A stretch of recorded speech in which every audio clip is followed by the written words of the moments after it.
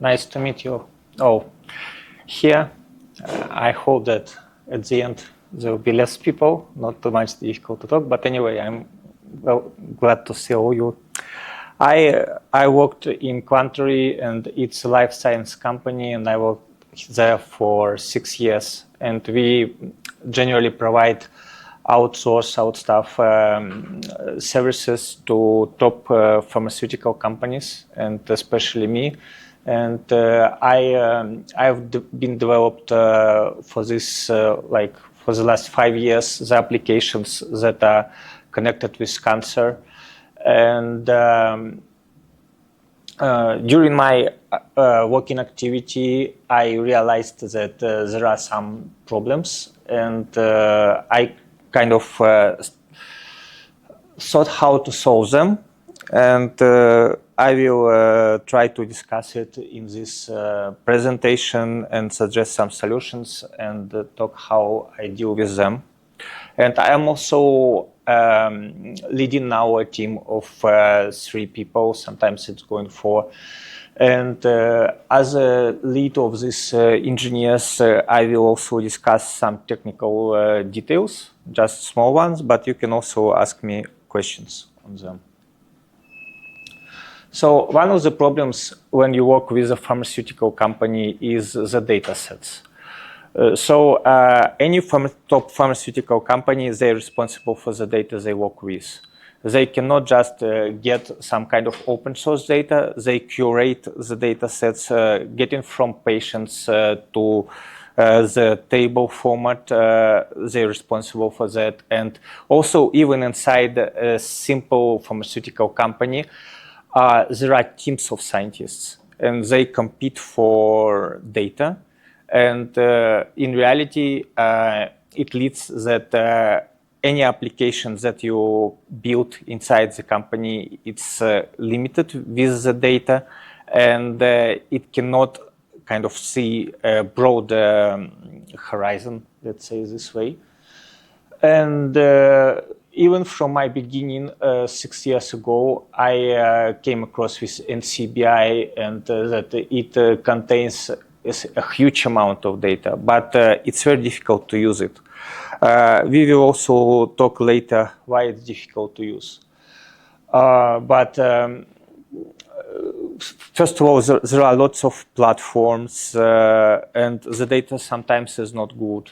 And also, you cannot guarantee the quality of your prediction and so on.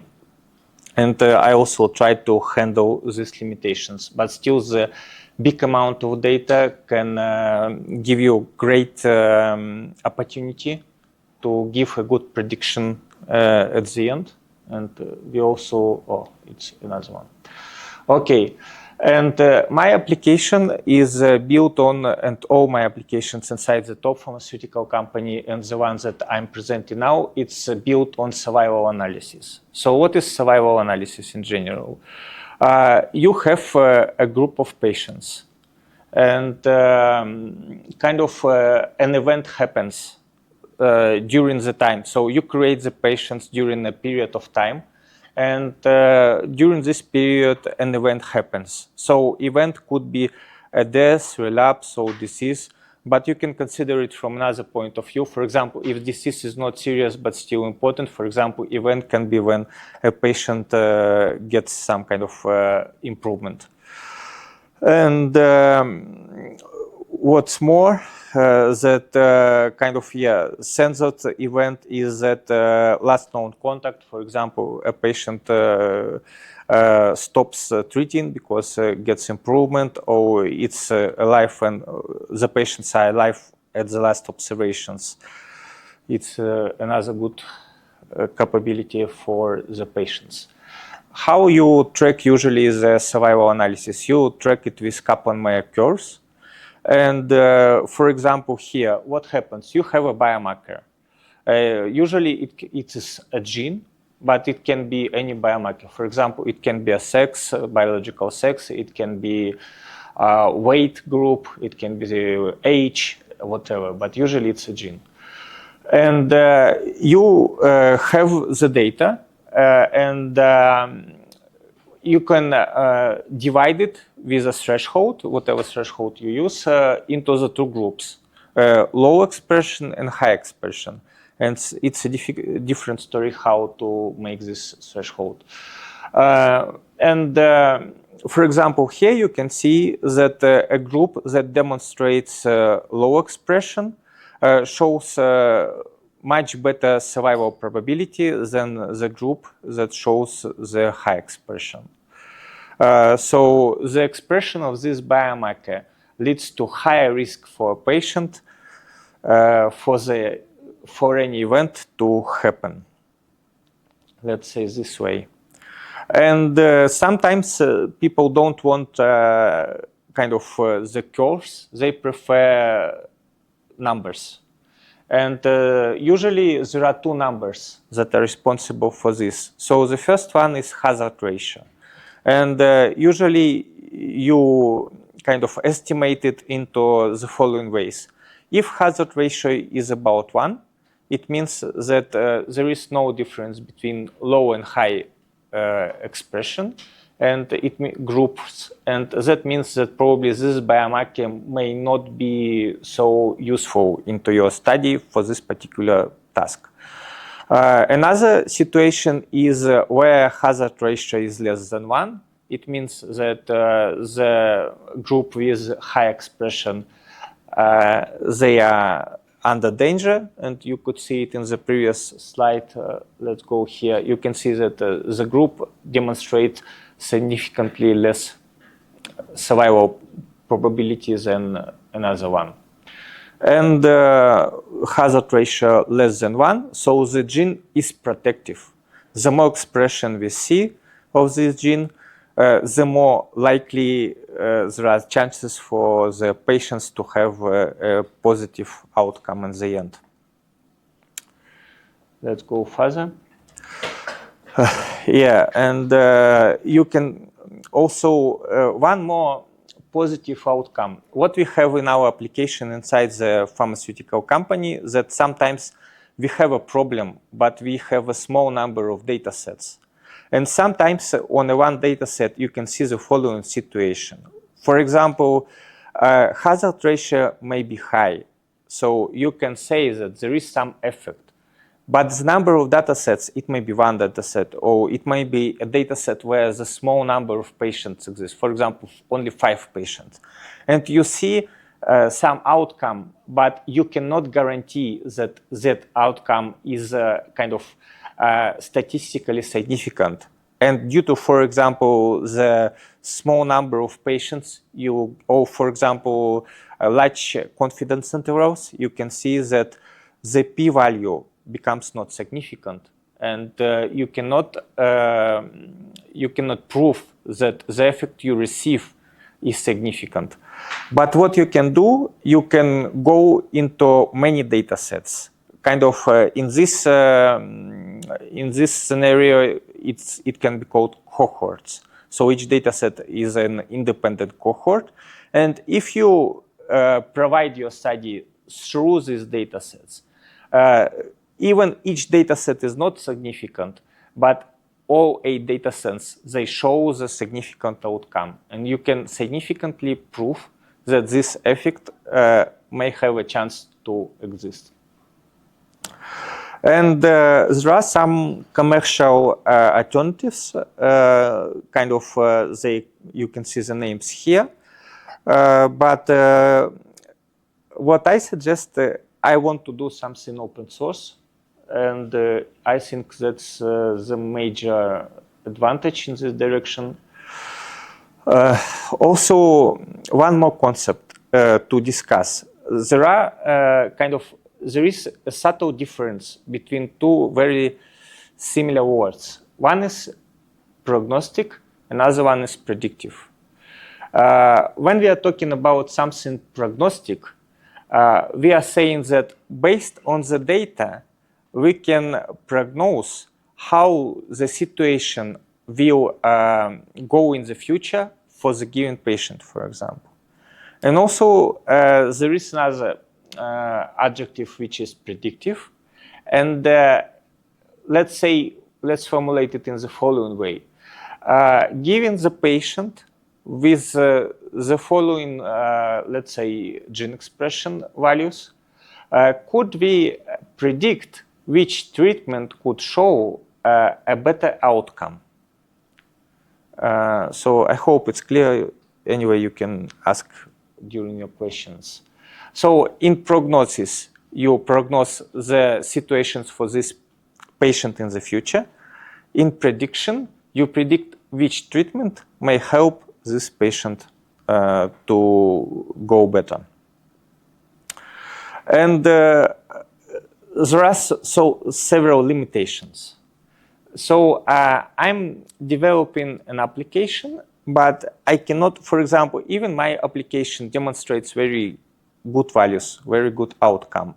But for example, I go to a hospital and I cannot tell them just use my application because it works, because there are some regulations. The most restrictive are HIPAA regulations, and also kind of some other stuff, and you cannot simply suggest your application. You have to satisfy all the requirements before that. One of the way to satisfy this requirement, for example, there is some kind of which is called NAR abbreviation, and you can submit your application. It usually goes once a year. The deadline is December, and that's what I'm going to do. I'm going to submit my open source application to this NAR submission and see how. And actually, I just prepared everything. I prepared my application, prepared my presentation for this event, and just I thought, why not to present that to kind of broader audience. So this slide is not clear. I used some script to create the slides and some AI, but sometimes it doesn't show very kind of easy for people to understand. But what happens? First of all, you can go to the link. One of the slides I will show you the link, but it's more for demonstration purposes. What happens? You can go two ways. First way, you can go as an independent researcher, and you can ask in a natural language your question. Second way, if you have some patient's data, you can submit to the application, and you can ask still your question in the natural language. You can give some more, let's say, covariates such as age, such as biological sex, such as other stuff. And you can see first, if you ask a natural language, you can see kind of some plot, some data. You can see some KM curves and estimate if it's useful for your research. Second, if you submit a patient, you can get an outcome. You can get a prognosis for this patient. And also you can have the not proven prediction due to HIPAA limitations and other stuff, what could help for this patient. And what happens inside the application? The LLM treats your natural language query. It gets some keywords, and it creates a query to NCBI API and gets the most prominent kind of results. So it's done on NCBI side. For example, for my questions, let's say non-small cell lung cancer, I get 243 summaries of scientific articles. And each of these scientific articles, it matches some gene expression data. So I know that the better the article summary fits to my needs, the more chances I can use the gene expression data and get some useful results. So what happens next? If I process all 243 data sets, it may take a long, but I want something fast. Now, how I can get it fast? The first thing which I use is Mistral embedding. So the summary I get, I put it into embedding, and then just form a matrix. The matrix of kind of numbers here of these embeddings in the number form. Then I have the initial query, I have the matrix, and I can simply compute the product, the cosine similarity. And the better the similarity, the more likely this article is better for my needs. Then I can take not all 243 articles, but I can, let's say, take top 10. Second thing, there is about 20,000 of genes, if we are talking about human, and if we process all of them, it also would take enormous number of time. What we can do here, there is some empirical outcome that not all 20,000 genes are responsible, for example, if we are talking about cancer. But usually scientists, they outline about like 600 genes. So we don't take all 20,000, we take 600 genes.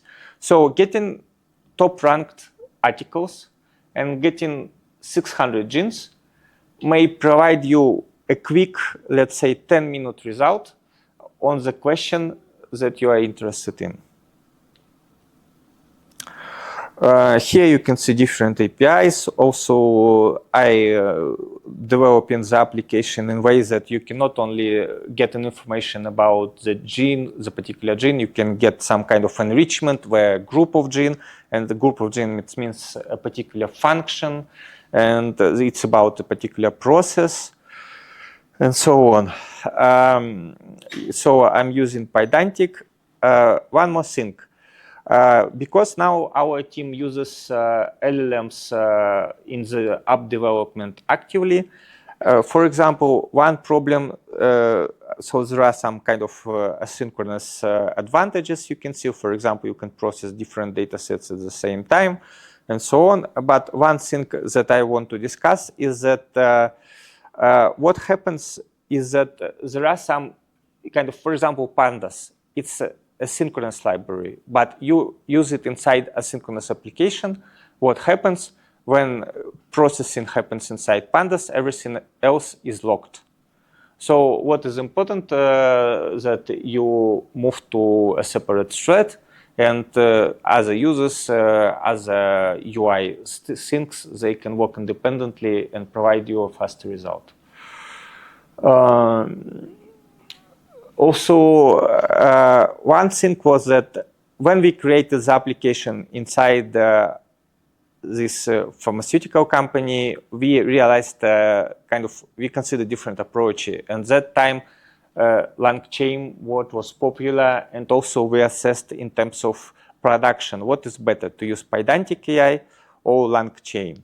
And here you can see that for some reason using Pydantic AI is better, and LangChain. And from my experience, what I noticed, it's really that you have some heavy abstractions in LangChain. You have simply larger tokens, kind of spending, and so on. So yes, that's why Pydantic AI benefits. Also, we have a perfect lifelines library that can provide you survival analysis in Python. But reality, lifelines is object-based library. And what it means, when you, for example, have 600 cancer-related genes, you use this object for each row, for each gene, and it occurs that it's still very slow. So I, of course, with the help of AI, I implemented my own implementation where I use survival analysis for all genes at one time in a vectorized form, and it creates a significant speed up. First, when I created the application, I also presented it inside Quantori. It was totally Postgres based. But Quantori, they have their own well-known, don't know if anybody knows, they have co-scientists, and they offered me to make my application to be a part of co-scientists, and it wasn't quite what I wanted to be. And I deployed it on my own. I will also tell some words how I deployed it on my own. And so if you deploy your own applications, you have to pay for Postgres. And for the sake of simplicity, I used Alembic, I used SQL Alchemy, and I coded a switcher between SQL Alchemy, between SQLite and Postgres. And currently it operates on SQLite because it's simply cheaper. Why do we need SQLite? We need to store somewhere users' conversation, and we need to store somewhere users' credentials. When we are saying about NASH submissions, they have a requirement that it should not be necessary to have the authorization. So authorization is optional here. I also already talked about Mistral embeddings. Let's go further, and also kind of you can see here. Also, we consider different front-end architecture. The main question for us was how to handle with states inside front-end, how to handle efficiently. We tried different approaches, and in this application, I started to use Redux from some time. But in our application inside pharmaceutical company, we don't use Redux because it seems to be too way of abstraction, too way of resources demanding, and so on, and we just use hooks. What else? Yeah, so during my what I developed in Quantary, usually you have some data, you have to visualize them, and you can make it into different ways. When I started my career, usually people used D3 library. Maybe somebody works, I do not know, D3 library in JavaScript. But it's a bit not convenient, and especially if you want to customize something, you have to know a lot just to make it correctly. And for example, I'm mostly a Python developer, and it was a bit of a challenge for me. Some time ago, we started to use Plotly.js, and it has pretty many advantages. For example, I can make many stuff in Plotly.js, but I wanted to consider something simpler. And here in the application, I use just React rechats, and it's pretty customizable, and I'm pretty satisfied with that. I actually told you about the basic steps of the application. So fetch the dataset, path format, and each dataset, it uses its own platform.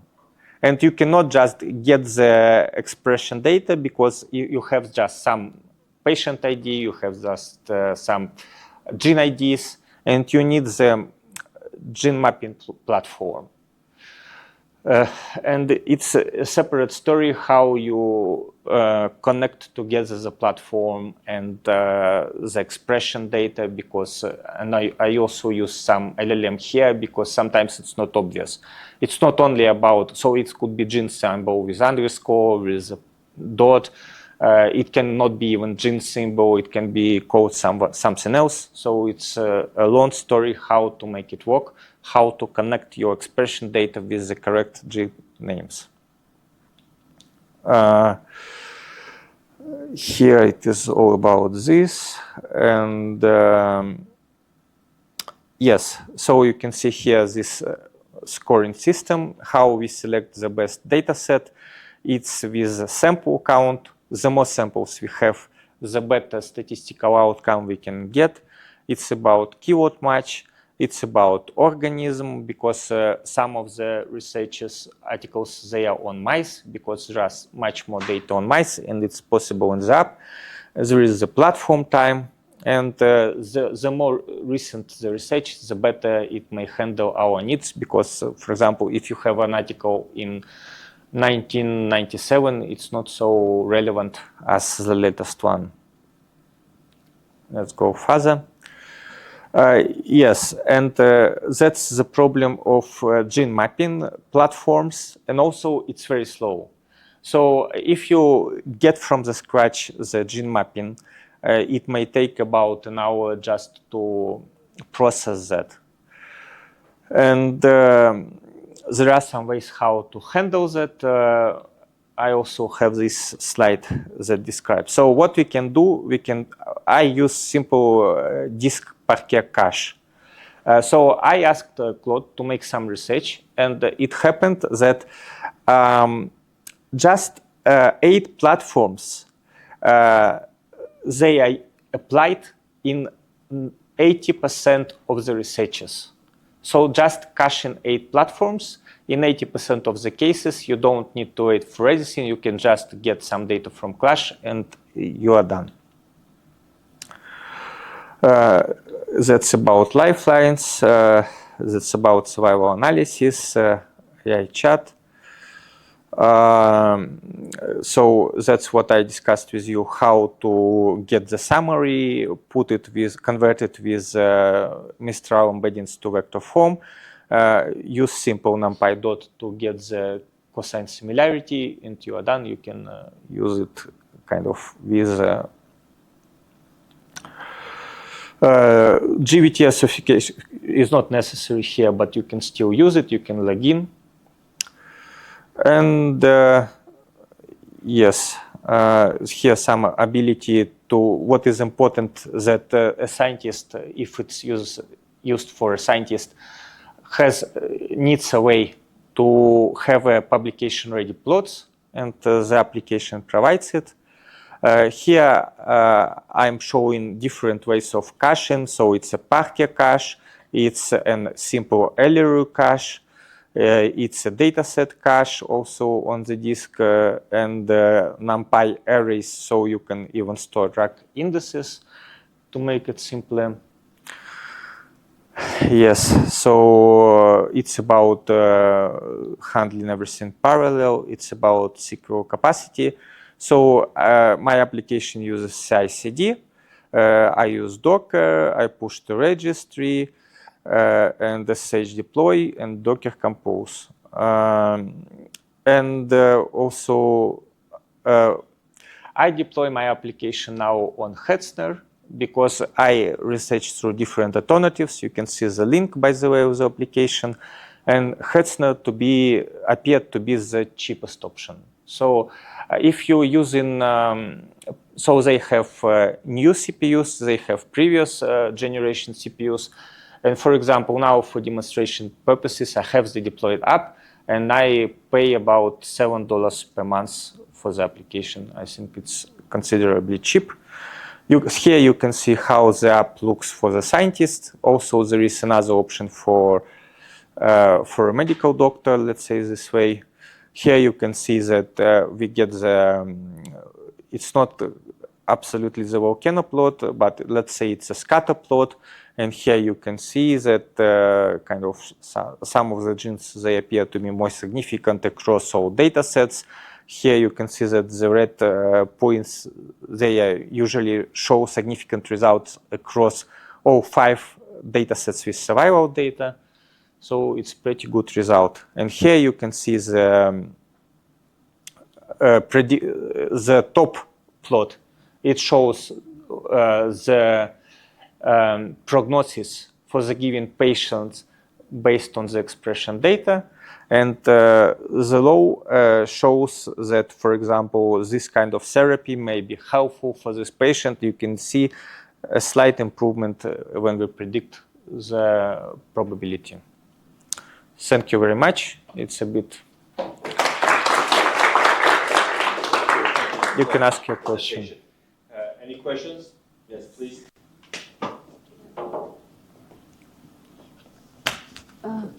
I'm wondering, like, how you approach the non-reproducibility issue here, because a lot of the studies are impossible to reproduce. And also when it comes to these articles and so on, if, let's say, we apply the same approach to Alzheimer's disease, we're going to get amyloids all the time. How is that helpful? Thank you. Well, first of all, about the reproducibility, first of all, you can load on the site the data. Second, you can get the links to the studies. You can get links to the data. You can load themselves and reproduce and get the same result. Second, you're absolutely right. In some cases, it's not that much useful, and I'm working on this now. I'm now writing the, let's say, validation tests that consider some different cases with real cases, real world data, and kind of, for example, we know that some genes are more expressed for women than for men. We can recreate this result on the application in its one of the validation tests. And I'm now thinking how to make it validated in a proper way to make it significant. And it's another task for until December. You're right, I'm working on this. Thank you. Any other questions?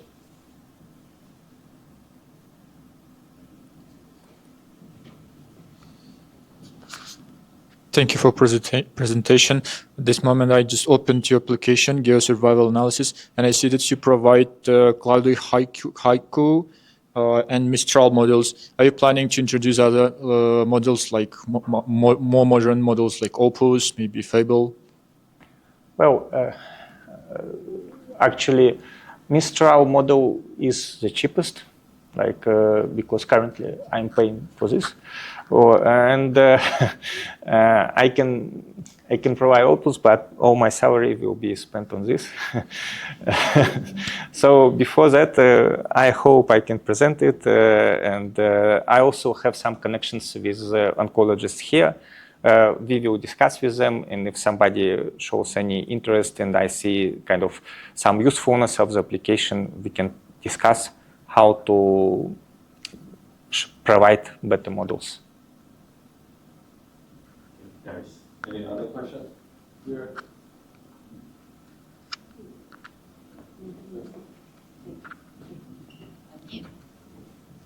Okay, thank you. Another question I have is like about being glass box. I mean, in this kind of situations, it's very important to be very transparent. And how do you make sure this is a glass box solution and you don't have any hallucinations or any black box stuff? Like what you are using LLMs, right, in some part of your app? How do you make sure that a glass box like transparency? Yeah. So first of all, I'm trying to provide any data, any explanations on each step of the application. Also, I'm working on this. On, for example, what we are doing in our application for the pharmaceutical company, on each stage of the application, we show the formulas, we show the data if it's allowed to be. The best way is the explanation, how we reached this result. And it's a good question. We are still, and with this application, me and with our application inside the company, we are thinking how to improve it. What about like having symbolic approach instead of like rather than like having symbolic rules and then, I mean, making sure like that's you use LLM, let's say I'm trying to use LLM as a glue. So I have a lot of tools implemented inside. And these tools, they rely completely on the formula. They may be proven, they may be reproduced. And I'm trying to use, because you see, for example, now we have many popular applications that contain multiple agents. But what happens in reality? For example, if you have one agent that provides you a good result, let's say with the probability 0.9. But if you have 4 agents orchestra, you have 0.9 in the degree of 4. And you can imagine that now it's 0.75 and it's not so certain. But if you are trying to use LLM as a glue, for example, as a better version of reg expression for a search, as a better version to find something in the internet. And also you can use different models, and you have many tools implemented. They can ensure that your application may be pretty certain. They are restricted elements, right? Yeah. The more you restrict your LLMs, the better. And also, there is kind of a certain structure even inside your project, and for your agents you use in the context where you restrict with different points your LLMs. But the less, like, it's my current opinion, but you can maybe change in the future, but the less freedom you give your LLM, the better results you get. Because it doesn't replace, like you don't. So I have a score. The score is responsible for what is, for example, you are giving your answer to the application, your question to the application, and you are giving your question directly to LLM. And the score estimates what is the difference, how significant your application in comparison with a simple, let's say, ChatGPT. Thank you very much.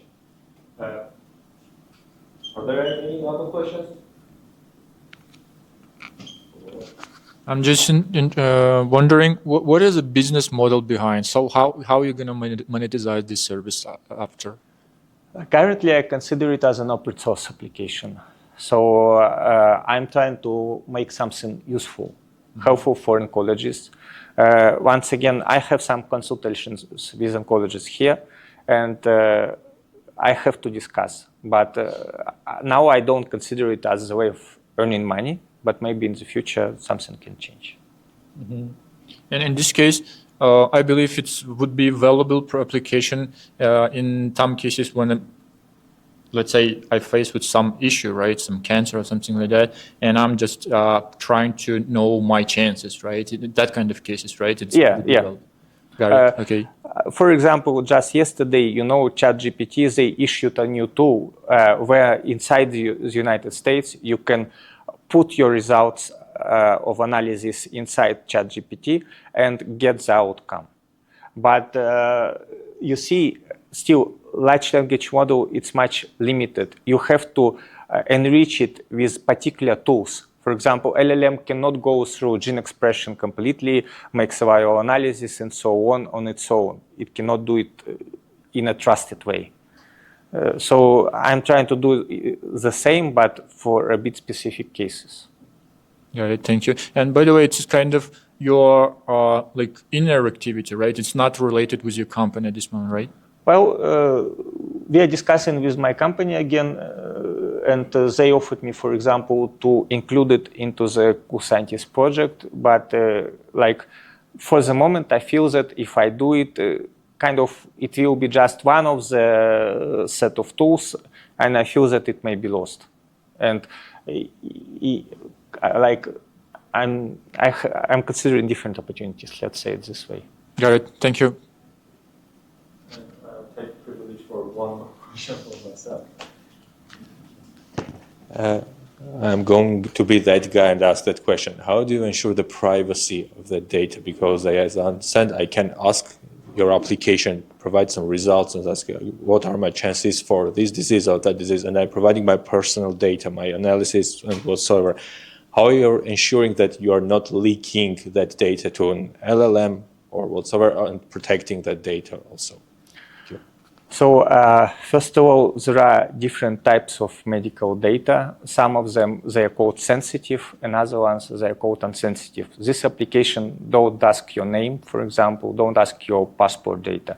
It asks your age, your biological sex, let's say your weight, and it doesn't track your identity. And it doesn't save your identity on the server anywhere. So it can store your conversations. But there is no way the data can be leaked because they are simply not stored. But if we are talking, if some data can be inside your conversations, it's a good question. But it's now, for example, how it can be encrypted and so on. But currently, usually the general workflow, you cannot log in. You can just use the app as it is, and you are pretty sure that your data don't leak. If you log in and want to make sure that the data don't leak, it's a separate question. I have to work on this. Thank you very much. And any other questions? I think that concludes this session. Thank you very much for this. Thank you. I hope you